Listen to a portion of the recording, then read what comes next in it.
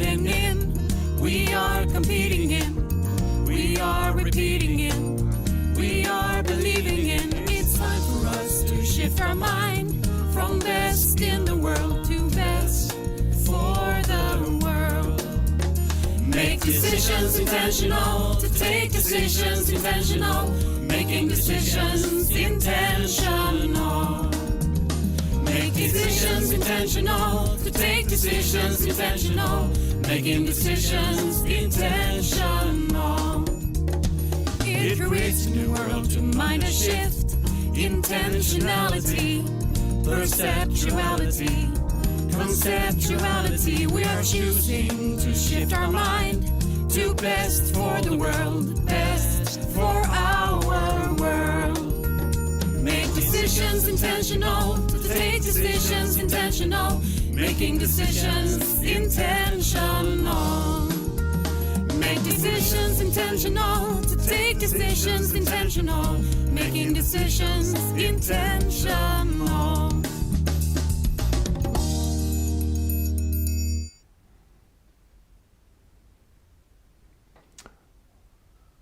Hello and welcome to our talk about what we have within us. My name is Thomas Holasek, and I work in I have a company called Abintus Consulting. Abintus meaning from within in Latin. And today I have a good friend with me, and we will be exploring the framework of emotional intelligence and its relevance to sustainable change, and that change has to come from within. So I will ask you, please, Morten, could you introduce yourself?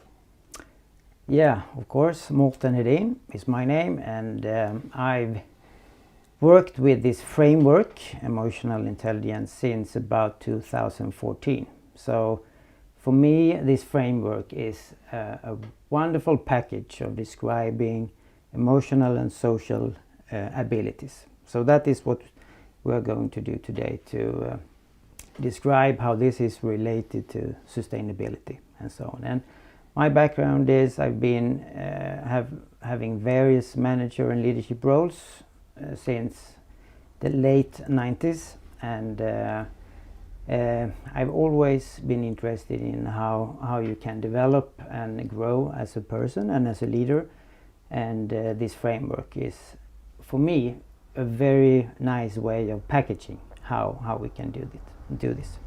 So looking forward to talk about this during this session with you, Thomas. Great.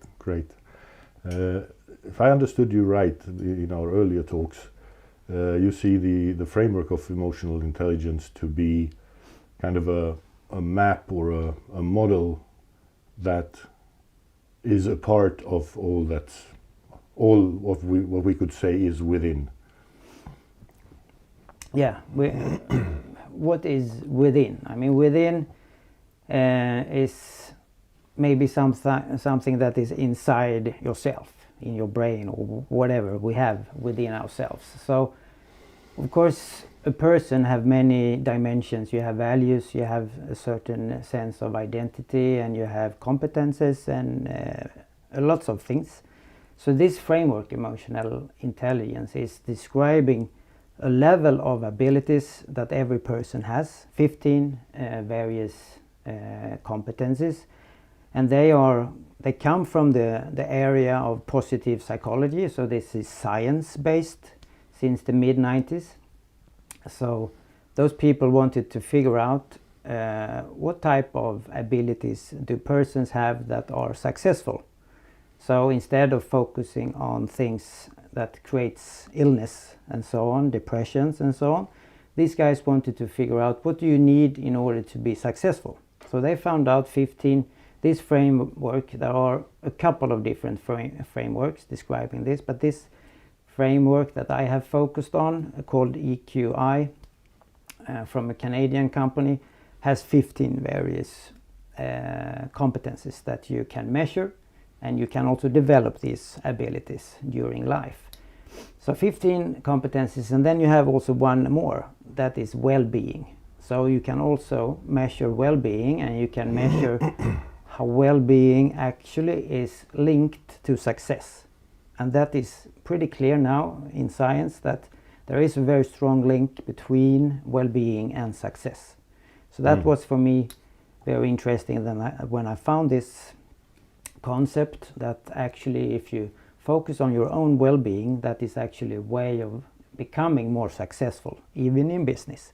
So that is, you could say, my motto in some type of sense, that if you focus on your own well-being, that will eventually lead to success.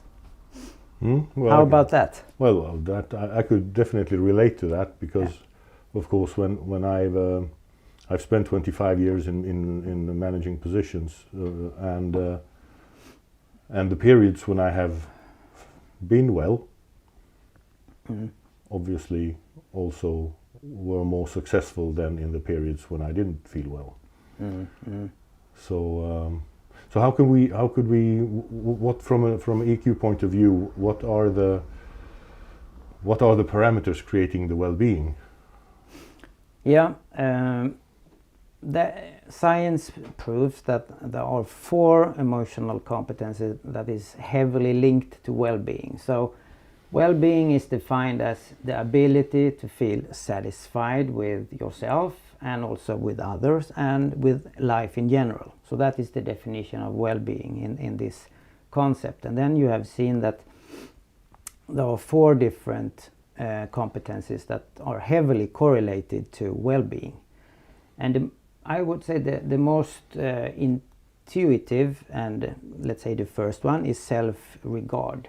And that is the ability to respect and accept yourself with your strengths and weaknesses that you have. So really to have self-esteem and self-confidence and trust in yourself, that you like yourself as you are. So that is called self-regard in this framework. Then the second one is called self-actualization. And that is the ability to improve yourself and pursue meaningful objectives. So setting targets, setting goals, and having the ability to drive yourself towards these goals. Well, so the motivation part there as well. Yes, there is the ability to make sure that you do the things that you know that you have to do in order to meet your goals that you have set, to pursue the meaningful targets that you have put for yourself. So that is called self-actualization. And then the third is optimism. So that is, of course, a word that we use in day-to-day language. But in this perspective, optimism is the ability to remain hopeful and resilient despite setbacks. So maybe that part is the most important thing, that every person have setbacks in life, but optimistic people, they are a little bit faster to get back into normal business, more resilient, meaning that they don't end up in negative feedback loops. They have a way of managing their emotions and so on, and continuing forward, so to say. Will you say that's connected to the mindset of seeing a failure as a lesson rather than a failure? Yeah, definitely. Yeah, so they an optimist would go in and learn from that experience, and not brand it a failure, but a lesson of life. Lessons learned, yeah. So of course that's quite intuitive, that is a link between well-being and that way of looking at things, so to say.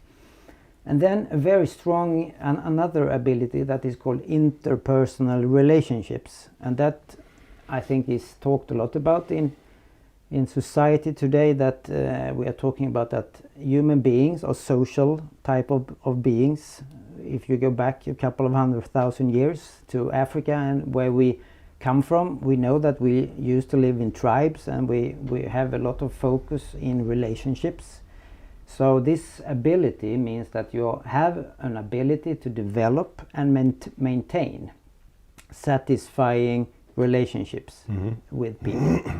So this is very strongly linked to well-being. You can see when the people die a little bit before others, so to say, often it could be that they are lonely. They don't have enough mutually satisfying social relationships. So there is a strong indicator in actually people dying earlier than they should because of they have too few of these social relationships. So that's so interesting. these four are, let's say, the concept that promotes the well-being in a human being from an emotional and social perspective. So then there are other things in the physical world, like exercising and eating the correct things, having enough sleep, and being out in nature and enjoy that. So there are of course other things that creates happiness and well-being, but from this framework and talking about emotional and social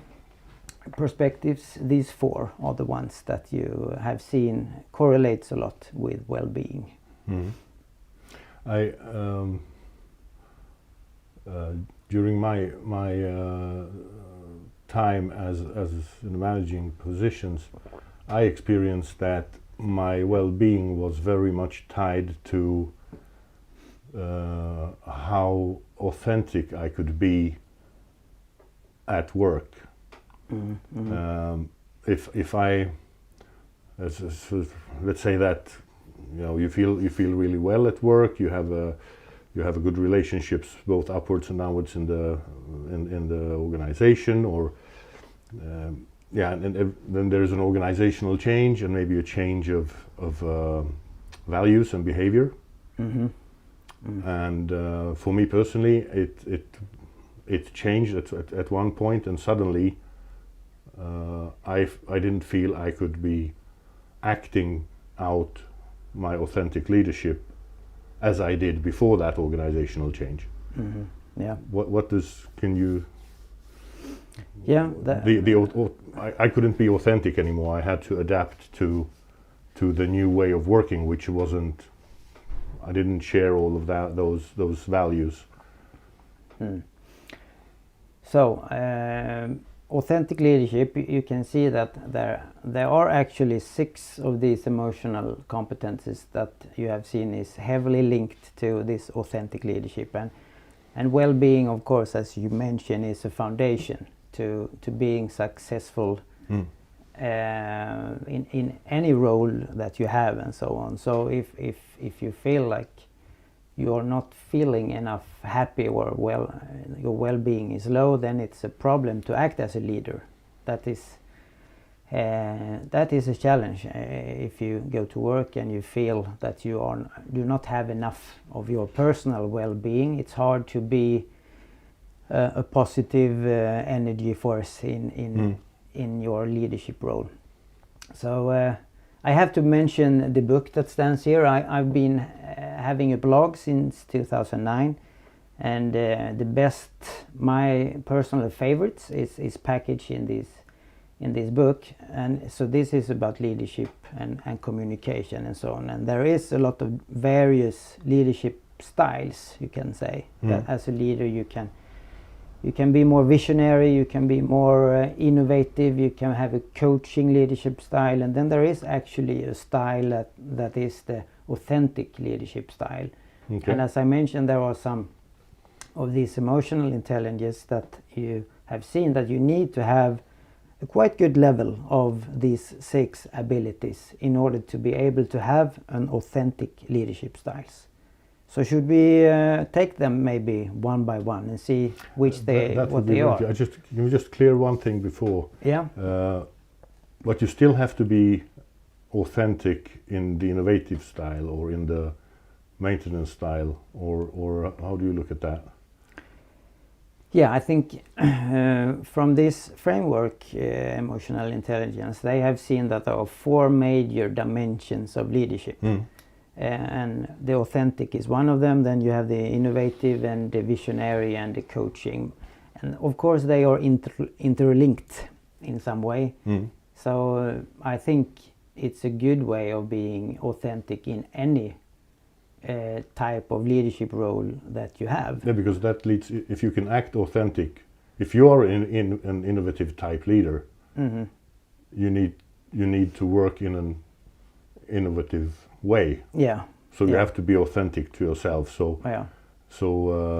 So in a sense, the one leadership style being authentic is kind of also separated or necessary in the other parts. You have to Yeah. lead from yourself to be authentic as an innovator or as a maintainer.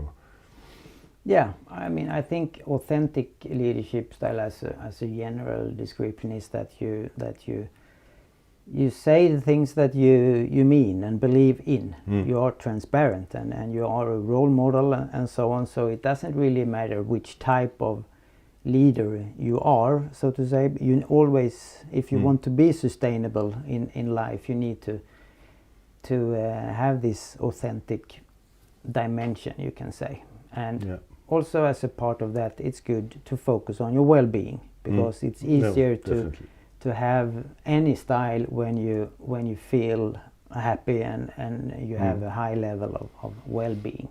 So that is, so to say, the foundation of any leadership style, you could say. Yeah. But that also then explains a bit why companies in different phases of their development needs different type of leadership. Yeah. And you should probably be authentic in any style that you have. If you have this a little bit more focus on the finance and you really need to change a company that has some financial problems, you still need to be authentic in the way how you lead that change. And then in the next phase, maybe you need to support the culture a little bit more and the people and personnel, and having a more coaching leadership style maybe. And then also it's good to have authenticity in that dimension of the leadership. So any leader should be, in that sense, authentic to be able to drive things sustainable in a sustainable way. So there is some linkage between these, so to definitely. Great. Okay, sorry. Back to the 6 ones. So when you look into this authenticity, there are 6 competencies that science has seen that it's good to have a quite well developed ability in order to be authentic. So the first one is self-actualization. So we are back again to this ability to set your goals and make sure that you do what you have to do in order to reach these goals, and also having a possibility to figure out the meaning, the why of things. So this is actually part of this ability to describe the meaning of why do we as a team or a company even exist, to have this ability to describe this and set targets in reaching this. So this competent self-actualization is very important for any leader or any maybe person in order to reach what you would like to reach. So this fits perfectly well in a personal setting also, in that sense. Yeah, I mean, you always lead your... If no one else, you should be leading yourself, shouldn't you? Yeah, it's a very good start. Yeah, that's it's the start. True. Yeah. Yeah. So then you have this reality testing, and that is the ability to remain objective, seeing things as they are. And if you want to be authentic, it's good to have a quite good view of reality. So you actually can listen in, tune in to where the group is, where the company are, and where the society is. So objectiveness in order to actually understanding where you are in the bigger picture. So reality testing, that is a vital part of being an authentic leader. Yeah. Would you say that to be good at reality testing, you need to have empathy and be able to practice empathy, so you can listen, as you said, listen in and get the real picture. Yeah, so this is the importance of the complexity of this framework. Empathy is another of these 15 competencies. Okay. So empathy, that is, as you mentioned, the ability to listen to others and to and to really wanting to understand what is happening in another person's life. So reality testing is more, of course, it's good to have empathy to be able to listen to others, and the reality testing thing is how you cope with that information and make sure that you understand the reality. Okay. Because I mean that person could be talking total, Okay, yeah, I understand. that not very true things. So your reality testing is to evaluate actually what that person is saying and being authentic in what how you see things related to that. Yeah. So that's the reality testing. Trying to understand, but making my objective view of it. Exactly. That's a good ability in today's over-information society. Exactly. So many media houses and stuff, they are producing a lot of information, and if you are good at your reality testing, then you can try to figure out what type of exformation, as I call it, the meaning of the information. What can I actually act upon? What is something that I believe is aligned with my values and my authentic leadership? So yeah, it's okay.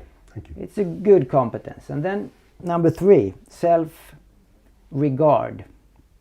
So in order to be authentic, it's good to have this ability to respect and accept yourself. You need to know who you are. You need to have some self-esteem in that and have some self-confidence and all these type of words that are linked to acting in the world as who you are. That is the self-regard. The positive self-regard is that you are accepting yourself and respecting yourself, even though you have some weaknesses, and who doesn't, so to say. We all have... We're human. Yeah, we are human people. Tend to say to us that we are, hopefully. So that's the 3rd. Then the 4th is the emotional self-awareness. That sounds interesting. Yeah? So that is actually, you could say, one of the key components of the full emotional competence framework. So emotional self-awareness is that you are aware of your own feelings. So that when you have a feeling in your body, you are aware of that feeling. And you also have the ability to figure out where does this come from? Where does this feeling come from? Was it the meeting I had 1 hour ago with the group of people that I don't really like? Is it that has created this feeling in my body? So being aware of your feelings and understanding where it comes from. If it is some external input that has made you feel a certain feeling. Yeah. So that's the emotional self-awareness. And of course, if you want to be authentic and maybe explain some of your emotions, it's good to understand where they come from, these emotions. Yeah, definitely.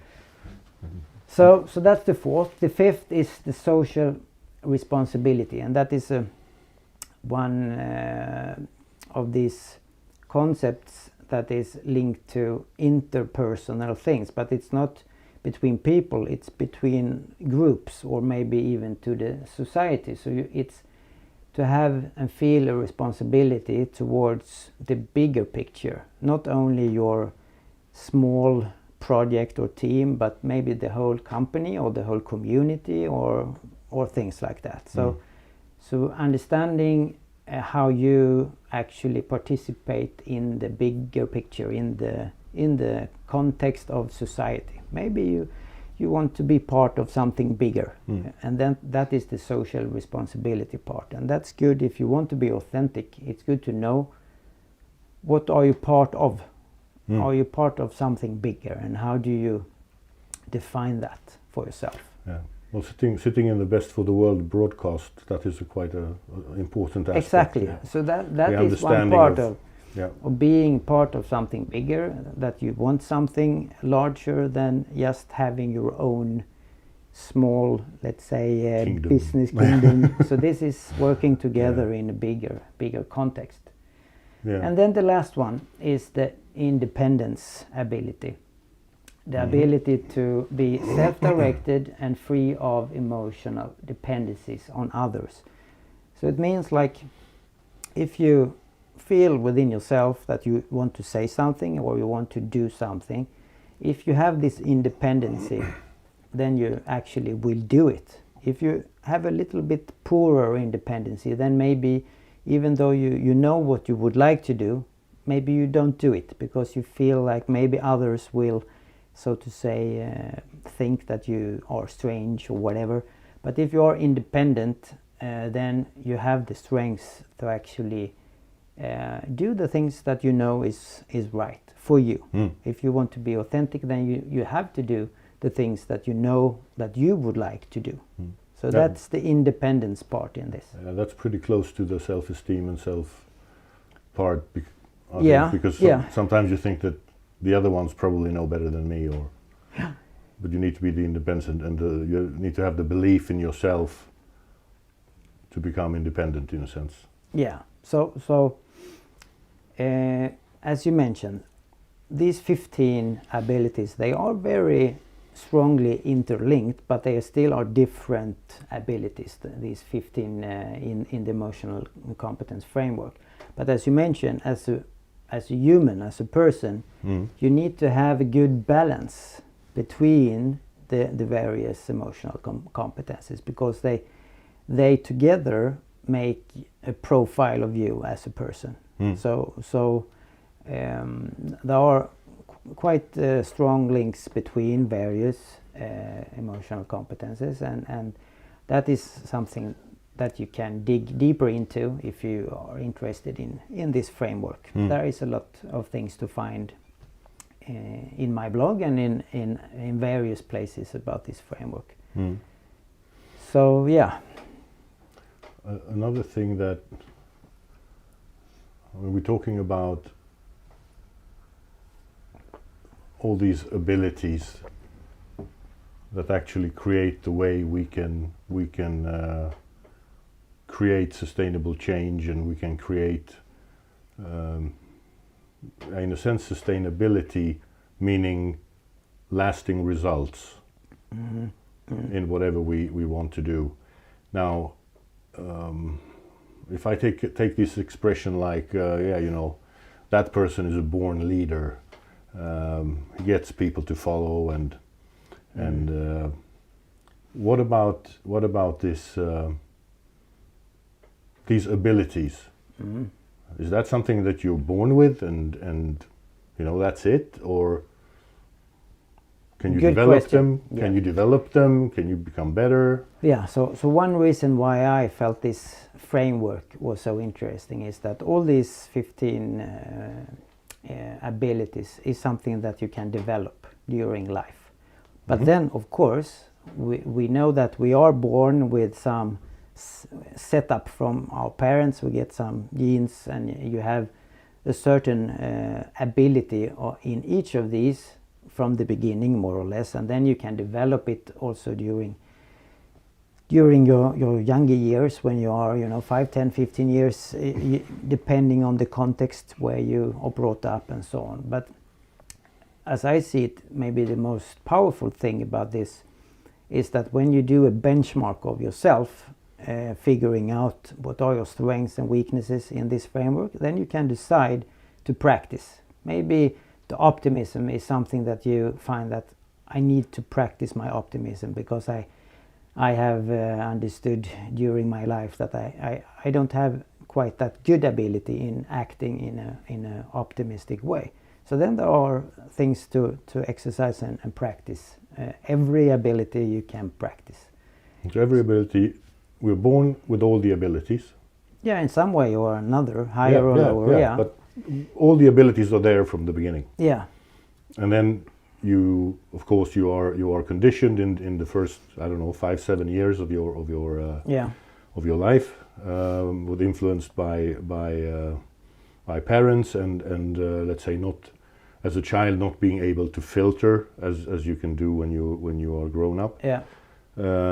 After that, your own experiences, and let's say whatever the way you accept those experiences or what perspective you take would then be a part of the conditioning, probably, because that's a filter that's being built up. Yeah.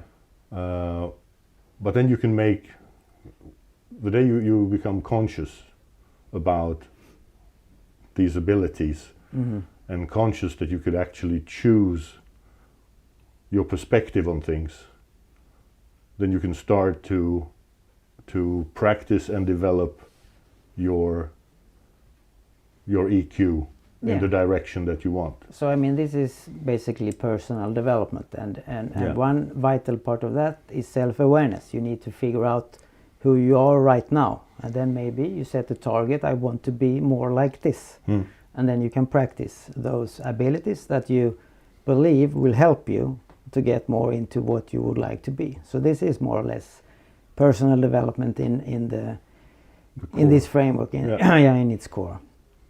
So I think just one example of how you can figure out how much of this ability is that you have from scratch, so to say, and that is, I've read about happiness, that you can say that maybe around 50% of your personal happiness is linked to your genes, what you have got from your parents. So I mean, if you meet a person that is very happy, so to say, it could be because his or her parent were very happy people. So I mean, you need to be a little bit cautious. So about 50% is about that. And then you have two other dimensions. Of course, the things that happen to you. I mean, if you live a hard life in a country where you have very poor, living conditions, the things that happen to you, that is maybe 20%, something like that. But then how you think about the things that happen to you, how you perceive them is maybe about 30%. So that is what you can practice, how you think about the things that happen to you. So out of 100%, 30% is actually things that you can decide every day, every week. I want to practice these things to feel more happy. So that's quite good. Interesting. I mean, if you look at the 50% you said, now this is more a question than a statement, because I don't know, but let's say 50% is the genes, and I would argue that also the conditioning. Yeah, maybe you have that you part. Spend the time with your parents a lot when you're young. So in that sense, you build up a set of values, of core values. When you come out of that. But interesting, I need to just because this study is actually when you take these twins coming from one egg, one egg, and there are so many in the world where you actually already from the first weeks they have divided those two people and living up in different parts of communities. Okay. So they actually measure, if they take those two persons, they have exactly the same genes. Yeah. Out from that, it is actually about 50% is from the genes. Okay. So it's not the social conditioning actually. Okay, I will stop arguing with that. Yeah. But good. But anyway, the conclusion in any case, if I understand it correctly, is that these abilities are like anything else we learn to do. We have a certain talent when we decide to start practicing it, and we can develop it from whatever point we're at. If we are talented or non-talented, we can improve in all these 15 abilities. Definitely.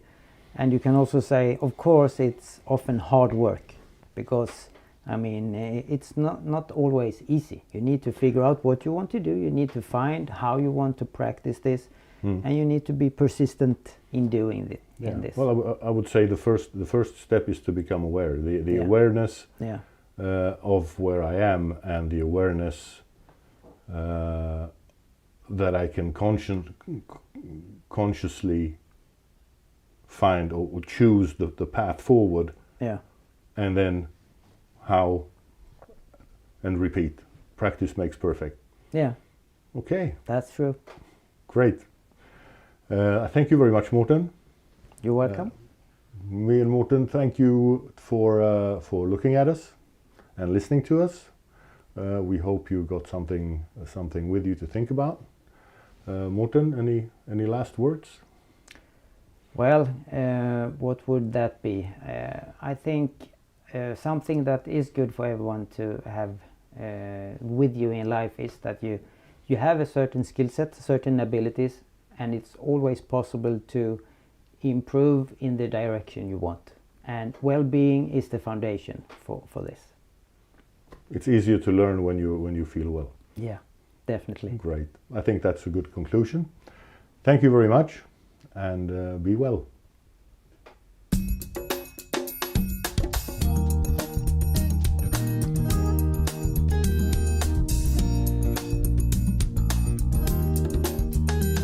We are creating the world we're now living in. We are competing in. We are repeating in. We are believing in. It's time for us to shift our mind from best in the world to best for the world. Make decisions intentional, to take decisions intentional, making decisions intentional. Make decisions intentional, to take decisions intentional, making decisions intentional. It creates a new world to mind a shift, intentionality, perceptuality, conceptuality. We are choosing to shift our mind to best for the world, best for our world. Make decisions intentional, to take decisions intentional, making decisions intentional. Make decisions intentional, to take decisions intentional, making decisions